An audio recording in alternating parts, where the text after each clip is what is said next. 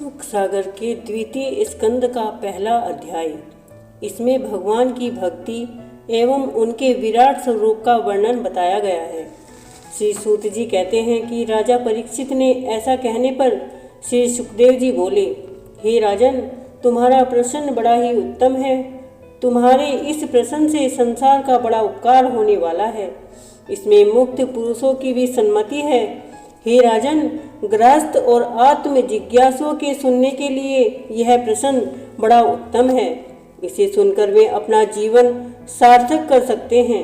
परंतु क्या किया जाए, वे गृहस्थ जन अपने दैनिक जीवन, संतान और स्त्री आदि की ममता आदि और धनोपार्जन में पड़े रहकर भी दिन रात उसी के लिए यत्न करते हुए धन संग्रह की चिंता में लगे रहते हैं और ईश्वर की पहचान नहीं कर पाते। वे अपने बाल बच्चों के भरण पोषण एवं जीविका के ही फेर में पड़े रहते हैं। वे भगवान का जप, स्मरण तथा कीर्तन नहीं कर पाते।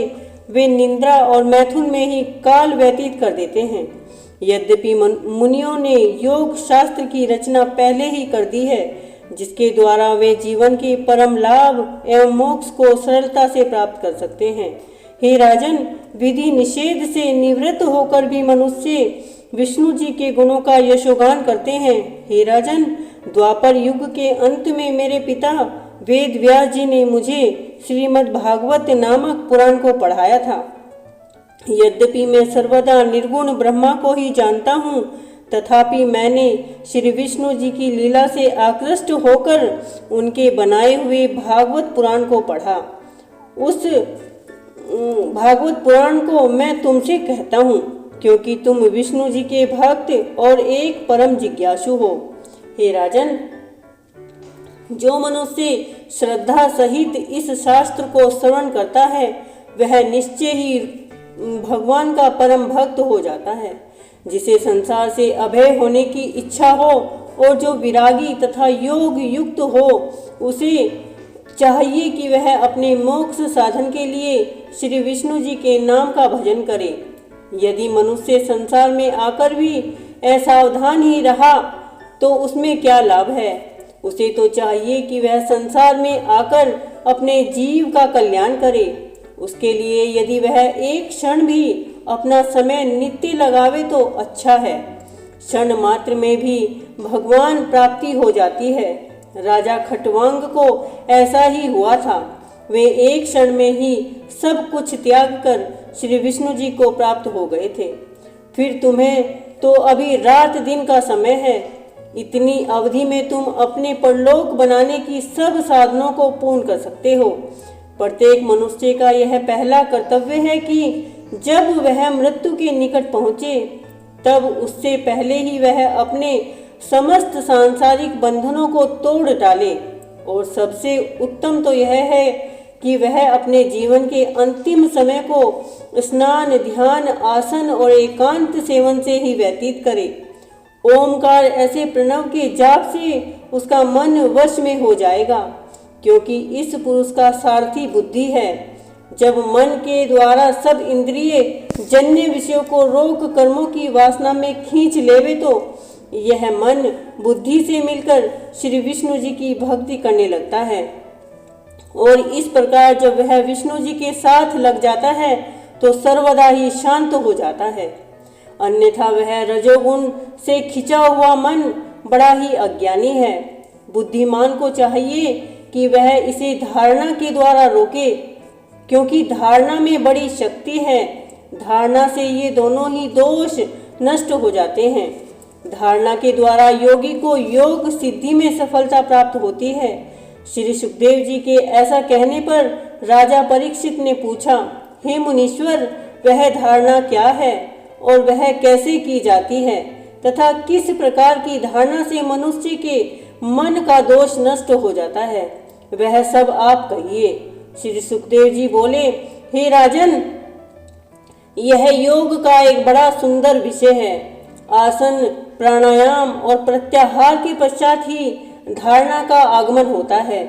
देखो, भगवान का यह विराट स्वरूप स्थूल से भी स्थूल है, जिसमें यह सारा संसार भूत, भविष्य और वर्तमान दशा में कार्य करता हुआ दिखाई पड़ता है। तब वही सप्तवार्णों से संयुक्त इस अंडाकोश शरीर में जो यह विराट पुरुष है, वही भगवान अभ्यासों के धारणा का विषय है। इस विराट भगवान के अनेक स्थान हैं। चरण का पंजा रसातल है, एडी और उसके ऊपर की गांठ महातल है, और लता तल इस विश्व सृष्टता पुरुष की दोनों जंघा हैं। सूतल उसके दोनों घुटने और जांग की मोटी रान वितल है। हे पृथ्वीपते, हे महातल उसकी जांग है, और पृथ्वी के ऊपर के लोक उनका नाभि रूप सरोवर है। उनका वक्ष स्थली स्वर्लोक है और महलोक गिरवा है। जनलोक मुख है, तपलोक मस्तक और सत्यलोक इस भगवान की शिखा है। इंद्रादिक देवता उनकी भुजाएं और दिशाएं ही उनके कान हैं। वे इंद्रियों के द्वारा ही शब्दों का श्रवण करते हैं, और दोनों अश्वनी कुमार ही उनकी नासिका हैं, जिनके द्वारा वे सूंघते और गंध लेते हैं। अग्नि इनका मुख है, गंध इनकी प्राण इंद्रिय हैं, आकाश उन भगवान के नेत्र हैं, सूर्य उनकी चक्षु इंद्रिय हैं, दिन रात पलक है, भोए का विलास ब्रह्म पर्द है, और इनके जल इनका तालु है, तथा रस भगवान की जिह्वा है। इनके डाढ़ स्थान में यम का वास होता है। गायत्री आदि की छंद ही इनका शिर है। पुत्र आदिकों में स्नेह का अंश होना उनके दांत है। मनुष्यों में उन्माद वाली जो अवस्था है, वही भगवान का हास्य है, तथा अपार सृष्टि ही उनका कटाक्ष है। उन भगवान के ऊपर के ओष्ठ में लज्जा और नीचे के होठ में लोभ, स्तनों में धर्म, पीठ में अधर्म, लिंगेंद्रियों में प्रजापति और अंडकोश में मित्रावरण, कुक्षी में समुद्र और हड्डियों की अपार पर्वतों का समूह है। हे राजन, नदियां ही उनकी नसें हैं, वृक्ष समूह रोम है, और प्रचंड वायु उनका श्वास है। काल उनका गमन है, प्राणियों का जन्म मरण ही उनका कर्म है। मेघ उनके केश हैं, संध्या काल उनका वस्त्र, तथा सब में प्रधानता उनका हृदय है, और मन उनका चंद्रमा के समान निर्मल है। उसी में सब विकार समाये हुए हैं। वह सबके आश्रयभूत कोश इतने प्रसिद्ध प्रकाशपूर्ण है कि उनमें जाकर सब आवरण समा जाते हैं। निर्मल चंद्रमा के समान भगवान का चित्त ही महतत्व है, और रुद्र ही उनका अंतकरण है, तथा हाथी, घोड़ा, खच्चर, ऊंट भगवान के नख हैं, एवं अनानाय पशु उनका कटी स्थान है। पक्षियों का कलरव ही उनकी विचित्र शिल्प चातुरी के नमूने हैं। वे मनु भगवान ही बुद्धि है, और मनुष्य के निवास स्थान, और गंधर्व, विद्याधर, चारण और अप्सराएं, छौ शास्त्र, स्मृतियां तथा असुरों की सेनाएं ही उनका पराक्रम है।